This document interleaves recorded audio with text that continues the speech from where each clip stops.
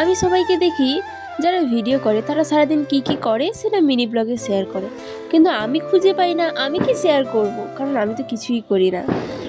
এই যে বোতলটা দেখছো, এটা আমি নতুন কিনেছি, আর নতুন জিনিস মানে এটা সবসময়ই আমার কাছে থাকবে। তারপর মা ঘুগনি আর পেঁয়াজি করে দিয়েছে, সেটা খেয়ে নিলাম বসে বসে। তারপর বসে বসে আনিস কাটছিলাম। আর ক্যামেরা খুললেই তো আমাকে সবসময় বকা খেতেই হয়, এটা আমার কাছে স্বাভাবিক ব্যাপার হয়ে গেছে এখন। আর এখন যেহেতু বাড়িতে গ্যাস নেই, তাই উনুনেই রান্না হয় আমাদের বাড়িতে।